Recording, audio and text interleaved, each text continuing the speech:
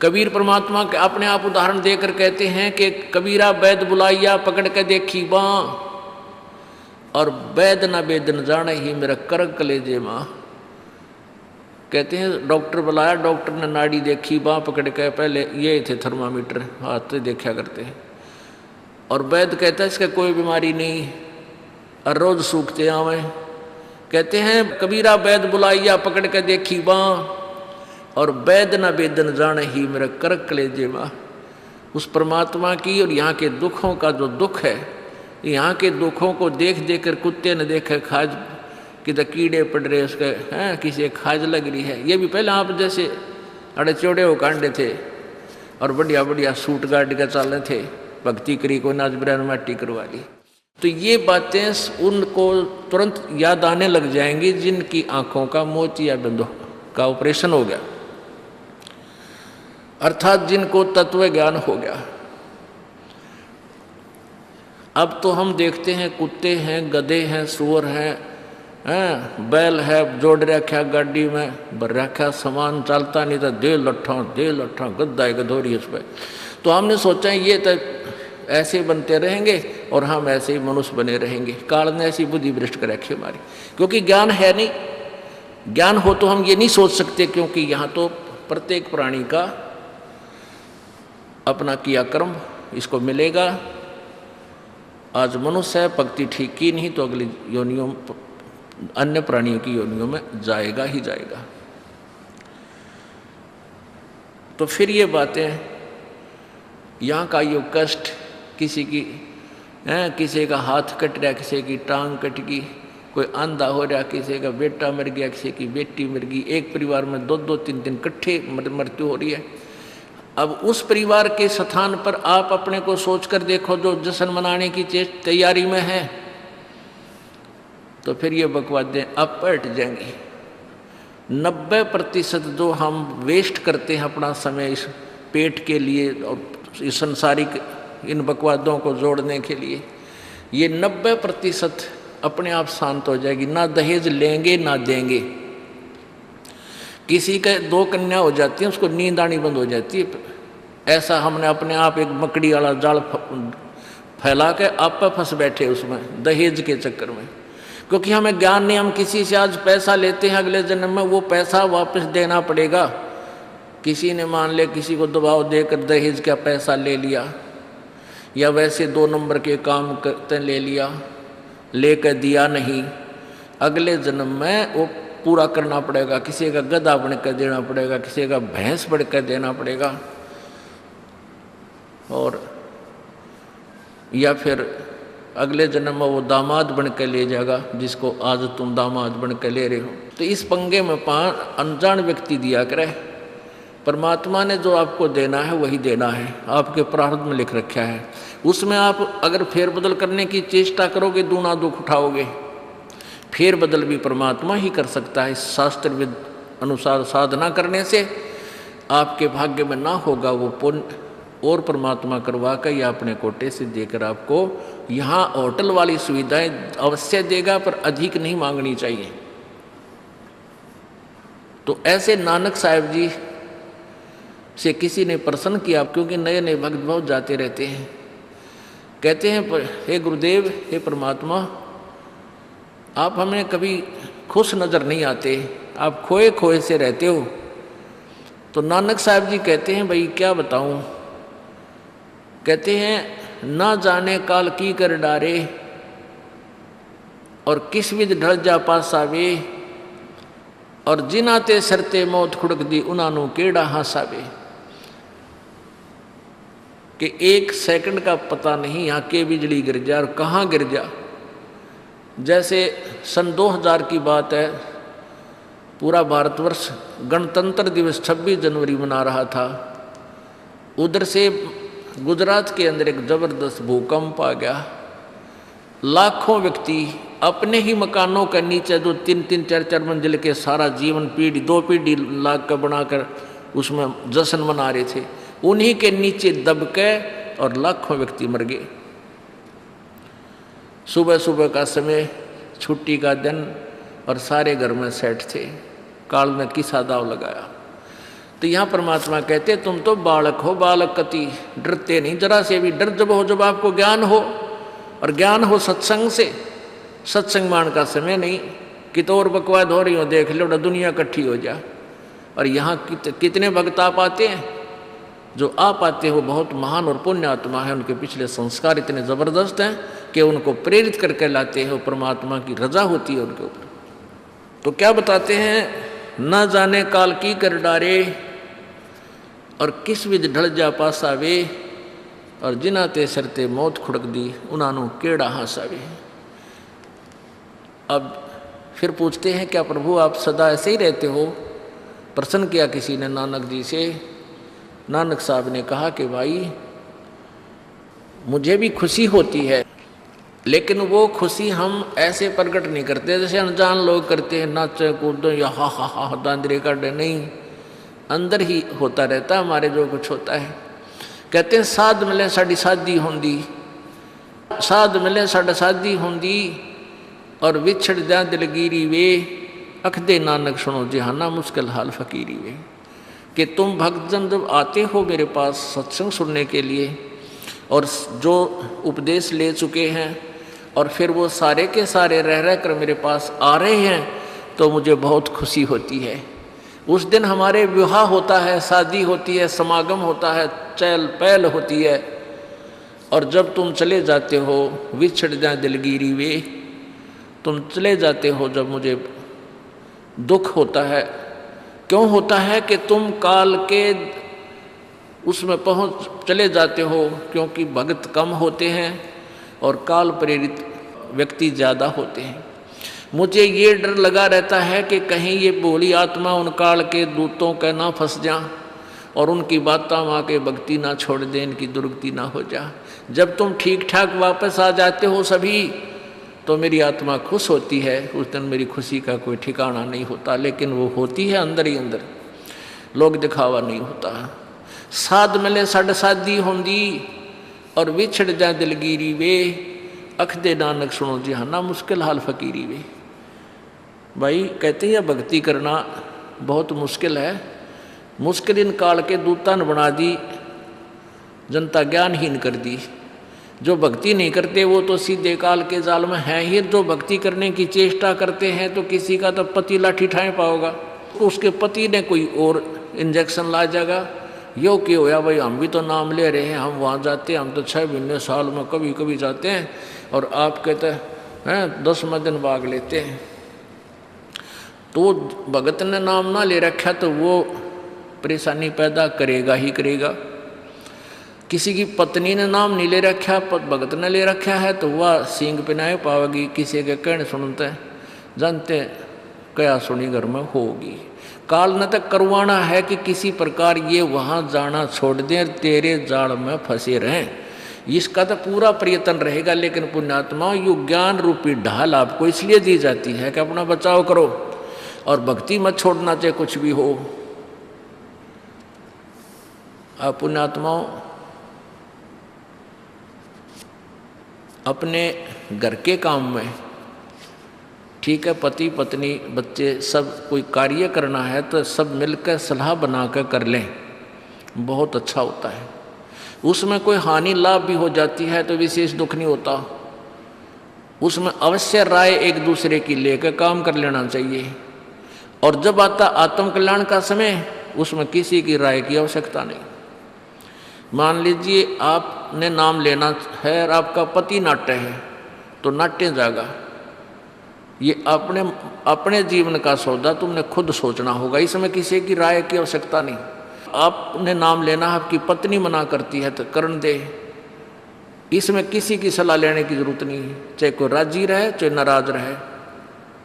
यदि मीराबाई उस समय ये सोचती कि तेरी माँ क्या कहेगी, तेरे पिता क्या कहेगा, ये समाज क्या कहेगा, तो मंदिरों में जाती है। क्योंकि उस समय ठाकुर समाज अपनी बहन बेटियों को घर से नहीं निकलने देते थे, पर्दों में रखते थे। लेकिन मीराबाई बालक नहीं रही थी, समझदार थी वह। उसको पता था कि आज तो मैं लोक लाज कर मैं आकर भक्ति नहीं करूँगी और फिर कुतिया बनकर बाजार में हांडूंगी, कोई मेरी इज्जत का रक्षक नहीं मिलेगा। तो ये ज्ञान से ही ऐसी दृढ़ता आती है। संघर्ष किया और सफल हुई, क्योंकि मालिक के नाम पर जो संघर्ष करते हैं, सच्चे दिल से, हृदय से, उनकी परमात्मा मदद किया करता है। ये पिछले इतिहास देख लो। क्या बताते हैं? मात पिता सुत स्त्री आलस बंधु कान, संत दर्श को जब चले ये अटकावे आण। मात पिता सुत पुत्र को कहते हैं। स्त्री, जैसे कोई बालक हैं 15, 16, 10 वर्ष के, वो माता पिता के अधीन होते हैं। और बच्चे का समझ में आ गई और माता पिता मना करते हैं तो उनके अधीन है वो। और बच्चे जवान हो गए, बूढ़ा बूढ़ी अगर समझ में आ गई, फिर वो बालक बाधा करेंगे, वो रोकते टोकते हैं। तीसरा दिन चल पड़ते हो, किराया कितने डावा फलाना है, यानी कुछ ना कुछ बाधा कर सकते हैं। किसी का पति बाधा कर सकता है, किसी की पत्नी बाधा कर सकती है। जब भक्ति की तरफ अग्रसर होता है या सत्संग में आने की तैयारी करता है। या फिर आलस बंधु कान, आलस माने आप ढीले गोडे छोड़ दे, फिर देखांगे इबका नहीं जाता, सर्दी घनी है, गर्मी घनी है। और या बंधु कान, लोक लाज, इनके कारण ये है भक्ति में बाधक। अब क्या बताते हैं परमात्मा? मात पिता सुत स्त्री आलस बंधु कान, संत दर्श को जब चले ये अटकावे आण।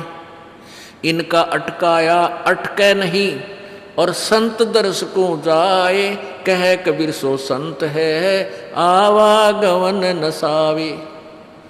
इनका अटकाया अटके नहीं, और संत दर्श को जाए यानी सत्संग में अवश्य जावे, कह कबीर सो संत है आवागमन नसाए, उसका कल्याण होगा। आज मीराबाई जी का कितनी श्रद्धा और आदर के साथ नाम लिया जाता है। और यदि वो उसी तरह की क्रियाएं करती जो उस समय की बहन बेटियां लोक लाज में फंस का अपना जीवन बर्बाद करगी, आज वो कुतिया बनी आंडे। परमात्मा कहते हैं नकबे सर नकबे बनी वह पैर थी हार हमेल, और सुंदरी से वह कुतिया बनी सुन साहिब के खेल। बीबी पड़दा रहे थी डोडी लगे थी बार, अब गातु गाड़े फिरती हैं वो बन कुतिया बाजार। वो पर्दे की सुंदरी सुनो संदेशा मोर, इब गातु गाड़े फिरती हैं वो करें सरायों शोर। अब जो डोडी पर्दे जिनका लग गया करते, पर्दे में रहा करती थी, जो अपने आप को ऊंच घरों की बेटियां बहू कहा करती थी, उनका सत्संग की छीट लगी, नहीं घर से बाहर निकली, नहीं पूर्व जन्म की पुण्यात्मा थी, उनको कोई रानी बन गई, कोई महारानी बन गई, कोई अच्छे घर में इस मायाधारी मस्करिया का जन्म हो गया। और वो भगवान से दूर रहने के कारण फिर अगले जन्म में कुतिया की योनि पाती है। तब तो पर्दों में रहती थी, उंगली भी ना दिखण दे थी, किसी बाहर कहीं हमारी बेइज्जती ना हो जा, मेरी पत्नी जो है सत्संग में चलेगी तो इज्जत का नाश हो जाएगा। और वह इज्जत फिर उगाड़ी आंडा है कुतिया बनकर।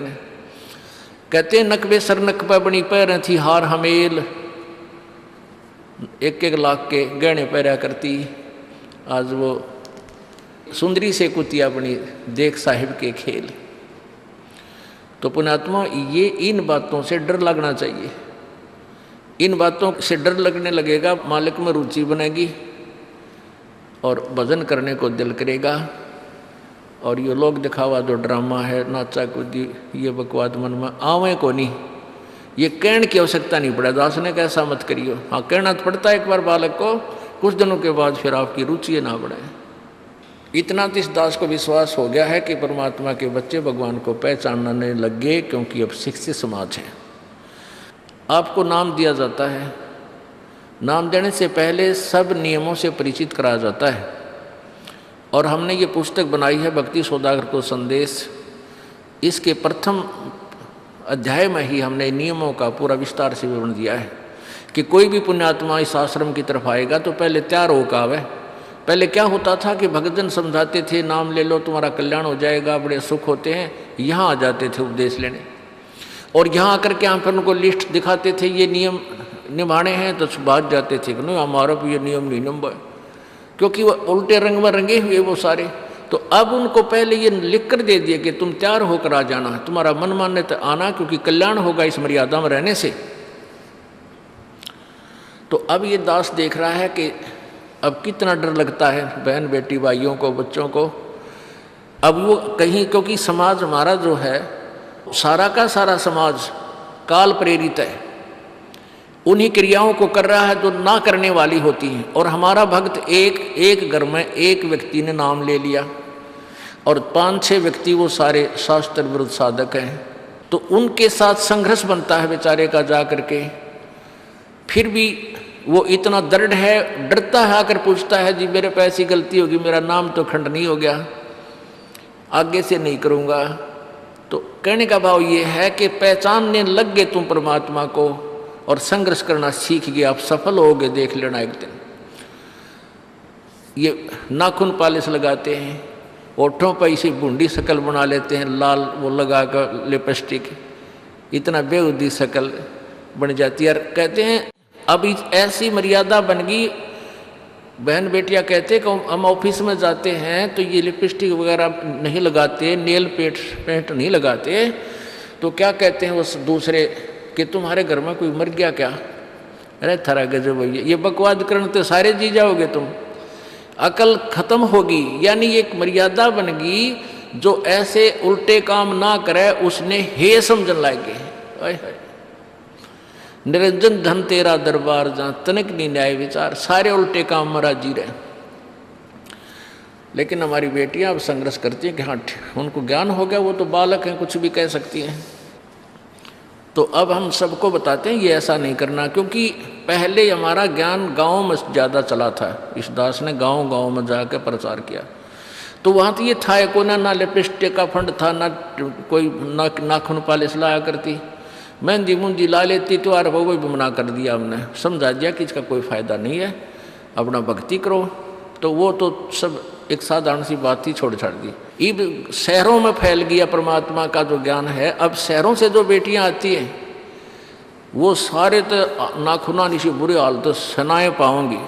और इधर बिहार में तो और बेगन हो रहा कति बुढ़ी बालक सारे लाल ये नाखुना न कति नो कुसूती तरह पेंट करके लाओगे, नो चमकान दे। अब इनको समझाना पड़ता है कि ये नहीं करोगे तो मान जाते हैं कि नहीं आगे नहीं करेंगे हम, क्योंकि इनकी आवश्यकता भी क्या है। भगवान ने जो कितने सुंदर नाखून पहले बना के दे रखे, इन पर क्या फायदा और बकवादकरण की। तो मालिक ने जो अंग दे रखे हैं वो बहुत अच्छे बना के दे रखे हैं, इसमें हमको फेरबदल करें, ये हमारी वो लोग दिखावा मेकअप है, इसकी हमें आवश्यकता नहीं। अब तो हम आपको बता रहे हैं, समझा रहे हैं पहली बार, फिर आप पे सियाने हो जाओगे, आपकी अब पर रुचि ना करे। जैसे नानक साहब कहते हैं, ना जाने काल की कर डारे किस विध डल जा पासा वे, जिना के सरते मौत खड़क दी नानू के डांसा वे। अब प्रसंग था कि साध मिले साड़ी शादी होंगी और भी छड़ जा दिलगिरी वे, अख दे नानक सुनो जहाना ये मुश्किल हाल फकीरी वे। तो नानक साहब क्या बताते थे कि तुम जाते हो यहाँ से सत्संग सुनकर, और वहाँ आप ऐसे समाज में जाते हो जो सब काल प्रेरित होकर के वो साधनाएं, वो क्रियाएं, वो ड्रामाबाजी करता है, जिससे मुझे डर लगा रहता है कि कहीं आपकी क्रियाएं भंग ना हो जाएं और आप काल के मुंह में चले जाओ। जब तुम वापस आ जाते हो तो मुझे बहुत खुशी होती है कि परमात्मा के बच्चे काल के जाल से बचे हुए, तो उस दिन खुश होता हूँ मैं।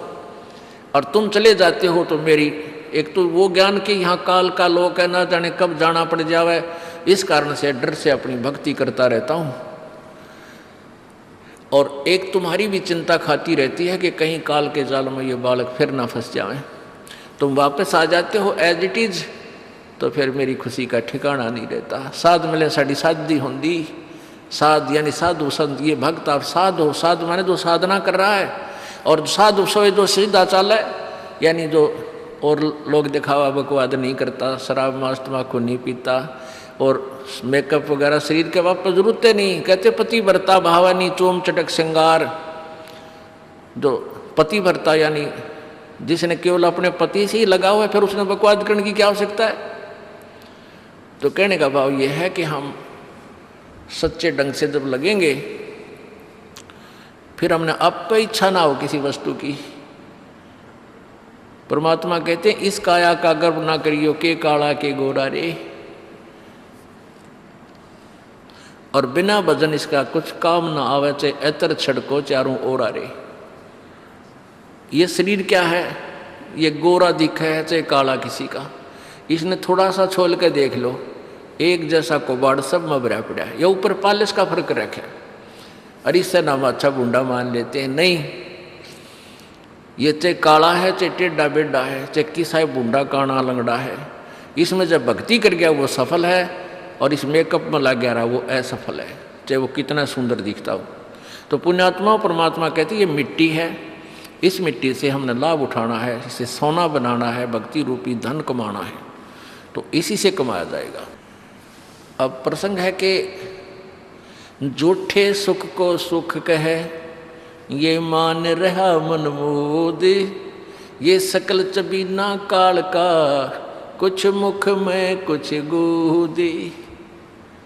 अब परमात्मा आप बताओ, मैं आकर के बोली आत्माओं हमें जगा रही है, हमने काल के कुएं की भांग पी रखी है, यहाँ की मान बढ़ाई और इस माया की। कबीर परमात्मा कहते हैं कबीर ये माया अटपटी या त्रिगुणमयी माया, ब्रह्मा विष्णु महेश के द्वारा जो हमारे अंदर प्रेरणा कर रखी है, त्रिगुणमयी माया के विषय बता रहे हैं। कबीर ये माया अटपटी सब घट आण अड़ी, किस किस को समझाऊं ये तो कुएं भांग पड़ी। अब किस किस ने समझावा, सब एक तरह की भांग पी के एक जैसे विचार, एक जैसे बोल, एक जैसा ज्ञान इन्होंने ग्रहण किया हुआ है, और ये दास सच्चा ज्ञान सुनाता है इसका विरोध करते हैं, इसको जल्दी समझ नहीं पाते, क्योंकि इनको इस माया रूपी और अज्ञान रूपी भांग का नशा हो रहा है। तो परमात्मा कहते हैं कबीर ये माया अटपटी सब घट आण अड़ी, और किस किस ने समझाऊं या तो कुएं भांग पड़ी, यानी सब ने एक जैसा ही ज्ञान ग्रहण कर रखा है, सबके एक जैसे विचार हैं। अब झूठा सुख कौन सा है, इन कार कोठियों को हम अपना मानते हैं, संतान संपत्ति को अपना मानते हैं। इसका उदाहरण आपको दे दिया। परमात्मा कहते हैं राम नाम कड़ुआ लगे और मीठे लागे दाम, दुविधा में दोनों गए भाई, माया मिली ना राम। माया तो मिले को नहीं, यानी मान लीजिए आपके पास अरबों संपत्ति अरबों हो भी गई तो वह तेरी नहीं, आपको 2-4 रोटी सुबह 4 रोटी शाम है, और एक वर्ष में गणित गणे 4 कपड़े कुर्ते पजामे बहुत, एक वर्ष में खत्म। आप पाटे को नहीं, ऐसा काम रह रहा आजकल। और 2 जोड़ी चप्पल कुर्ते जूते, और एक खाट का स्थान, एक चारपाई आ जा, गणित गणित 2 आ जा, जितने एक परिवार एक व्यक्ति को एक चारपाई। कहने का भाव यह कि ऐसा सीमित सा मकान, इतने की आवश्यकता आपको है, और बाकी पैसा आपके पास उसने के सिर में मारोगे, क्या करोगे उसका। अब या तो कि तो बकवादा में लावेगा, कि तो शराब पीवेगा, कि तो और कोठी खरीद कर गिर देगा, उस पर कोई कब्जा कर लेगा, फिर लट्ठम लट्ठा मुकदमे होंगे, या कोई ले लेगा रिश्तेदार या कोई मित्र बन कर फिर देखो ना, फिर खेचा तानी रात ने नींद आओ ना, वह रखेगी बेगन में पात्रे वो माया तने जीर्ण नहीं दे। और माया तो परमात्मा कहते हैं इस जीव की सबसे बड़ी शत्रु है, जो भगवान से दूर करे। अभी झूठे सुख को सुख मान लिया, कार कोठी होगी, बढ़िया व्यापार बिजनेस या कोई नौकरी होगी, तो भगवान से 100 कोस दूर है वो प्राणी। कोई एक आध पुण्यात्मा इसे प्रेरणा होकर आ जाता, वो तो फॉर एग्जाम्पल होते हैं। तो परमात्मा कहते हैं इसे सुख का आग लगे जो भगवान से दूर करे। परमात्मा कहते हैं वो दुख अच्छा हमारे लिए जो परमात्मा के चरणों में हमें लगाए रखे। कबीर साहब कहते हैं सुख के माथे पत्थर पड़ो जिससे नाम देते जावे, और बलिहारी वो दुख जो पल पल नाम रटावे। कि हे परमात्मा इसे सुख की हमने जरूरत नहीं, जो भगवान से दूर करे। पत्थर पड़ो इसे सुख के ऊपर, और बलिहारी उस दुख के जो पल पल नाम रटावे। जैसे भक्त नाम ले रखा किसी ने और उसको कोई पीड़ा हो जाती है, चिंता शुरू हो जाती है उसको, हे भगवान कदे कैंसर ना हो जा, हे परमात्मा कोई और ऑपरेशन ना बन जा। तो वहाँ तक जाता है जहाँ डॉक्टर के पास, और भगवान याद रह कर आता है। और वहाँ जाकर डॉक्टर करता है अल्ट्रासाउंड और एक्सरे वगैरह करके बता देता है कि आपको ऐसी कोई खास बीमारी नहीं है, नॉर्मल सी है, ये दवाई लो ठीक हो जाए। उसके बाद फिर परमात्मा के गुण कितने गाता है वो। जो भक्ति से दूर हैं वो तो भूल भाल जाते हैं, उनको तो परमात्मा याद आता है, कोई ना डॉक्टर दिखे। और पुण्यात्मा जो भक्ति करते हैं उनको डॉक्टर नहीं भगवान पहले दिखाई देता है। पुण्यात्मा, आपके प्रारब्ध में, आपके संस्कार में मृत्यु है और कैंसर से है, और वो होगी, नाम ले रखा आपने, और डॉक्टर ने भी डिक्लेयर कर दिया कि कैंसर है भाई। पीछे आपको उदाहरण दिया था, एक लड़का रोहतक से, इकलौता पुत्र, और 10 साल के बाद पुत्र प्राप्ति हुई, और उस लड़के का कान में कैंसर बता दी, PGIMS रोहतक तक। उन डॉक्टरों ने फाइनल कर दिया और उसका पूरा डाटा अपने मोबाइल में नोट कर लिया कि इसका ऑपरेशन करवा ले और दिल्ली ले जा, हम नहीं कर सकते। वो रोता हुआ यहाँ आए। अब क्या है कि ये काल बड़ा उस्ताद है, थोड़ा सा सुख होते ही भगवान ने भूलन लाग जाए। वो 5 महीना में आए हमारे पास रोहतक से, जबकि आए महीने आना चाहिए था। 5 महीने में पता करा भाई कितने दिन में आए, वो 5 महीने वाला गेला। हमें भी ज़्यादा खींचा तानी करें भाई इतना लेट क्यों हो गया, तो भगवान ने नहीं चाहिए तो फायदा क्या होगा। ये कुदरती है, जब इस महीने 2 महीने में आपका प्रेरणा नहीं उठी, लोर नहीं उठी आने की, तो फिर भक्ति कहाँ चल रही है आपकी। बंधन तोड़ कर आ जाओगे जिसके अंदर भक्ति चल रही है, चाहे कितनी दूर भी क्यों नहीं है इंसान। भारत में कोई दूर थोड़ा, कोई वीज़ा थोड़ा बनवाना दोबारा आने के लिए, और वो भी नहीं आ पाते हैं, फिर भक्ति नहीं चल रही उनकी। तो फिर रो दोनों, और लड़का भी रो, उसकी पत्नी भी रो, उसका बाप भी, दोनों। वो लड़का छोटा ही था, 12-13 साल का। कहने लगे जी कैंसर बता दी, हमारा तो इकलौता पुत्र है। बुरा हाल मेरी नहीं सुने, रोए रो। वहाँ बेटा बात सुनो, आप दोबारा चेक कराओ और पूरी श्रद्धा रखना मालिक में। आप दोबारा ऑपरेशन कराने से पहले चेक जरूर करा लेना। ऑपरेशन नहीं मना करता मैं, और ऑपरेशन भी मालिक की दया से सफल होया करे इसी बूंदी बीमारी का। तो उनका यह बात जच गई, जानते डॉक्टर से कहा जी इसको ऐसे, वो रिपोर्ट दिखाई, और फिर कहा जी, वो डॉक्टर ने कहा अभी मैं दोबारा चेक कर लूँगा। मालिक प्रेरणा करता है कि एक बार चेक करना पड़ेगा, मैं ऑपरेशन करने से पहले चेकिंग फिर करूँगा। दोबारा चेक किया, उसने बताया इसका कोई कैंसर नहीं है, और कान की हड्डी बढ़ है, और 6 महीना में एक बार दिखा जाइए, आप पर ठीक हो जाइए। अब पुण्यात्माओं, अब उस परिवार को भगवान कितना प्यारा लगेगा, कितनी श्रद्धा बढ़ेगी। और आए महीने 2 चक्कर काटेंगे, तो इंसान तो होंगे, शैतान होंगे, तो फिर आपत्ति आओगे उन पर। भगवान से दूर होते ही फिर ये विरानमटी होगी। तो कहने का भाव ये है कि सुख के माथे पत्थर पड़ो जो नाम हृदय ते जा, और बलिहारी उस दुख के जो पल पल नाम रटावे। संत शरण में आने से फिर आई टले बला, और जय मस्तक में सूड़ी होवा कांटे में टल जा। ये मालिक की वाणी है, गलत नहीं हो सकती। इसका हम कितना लाभ उठा सकते हैं वो हमारी अपने अंतःकरण की जो है व्यवस्था के ऊपर डिपेंड करता है। हमारी कितनी भावना है, कितनी हमारी लगन है मालिक में। अब कुछ भक्त ऐसे भी आते हैं जी, हमें लाभ ना होया, पाठ भी करा लिया, जोत भी चढ़ा दी, और 3 बार आ लिया मैं, ईसा डिठोरा दिखाऊंगे, मेरा ऊपर जानो बहुत बड़ा, मुझे ही ज़्यादा आवश्यकता है, इसने कति नहीं। वो बेचारे बालक हैं 1ली 2री कक्षा के, वो कुछ भी बोल सकते हैं, उनको ज्ञान ही नहीं। और ऐसे लाखों लोग हैं जिनको निरे सुख हो लिए। तो परमात्मा तो वही है, एक ही ट्रांसफार्मर में तो सबको कनेक्शन दे रखा है, और जिसके पंखे कूलर चल रहे हैं वो भी उसी लाइन से जुड़े हैं, और जिनके नहीं चल रहे हैं वो भी उसी लाइन से जुड़े हैं। तो उनका कोई कनेक्शन डिफेक्टिव है, उसको फिर चेक कराएं, लाइट पावर वही है। कहते हैं सतगुरु के दरबार में कमी काहे की ना, अंसा मौज नहीं पावता तेरी चूक चाकरी में। कि इस परमात्मा के दरबार में किसी चीज़ की कमी नहीं।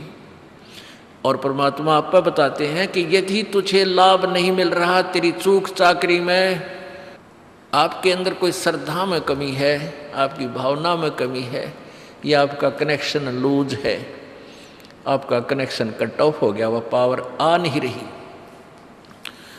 इस परमात्मा कबीर जी के शब्दकोश में असंभव शब्द नहीं है। इस कबीर परमेश्वर की डिक्शनरी में इम्पॉसिबल वर्ड नहीं है, ये वो भगवान है। अगर आप ये वीडियो YouTube पर देख रहे हैं तो हमारे चैनल को सब्सक्राइब करें और बेल आइकन को दबाना ना भूलें। अगर आप Facebook पर ये वीडियो देख रहे हैं तो हमारे पेज को लाइक करें।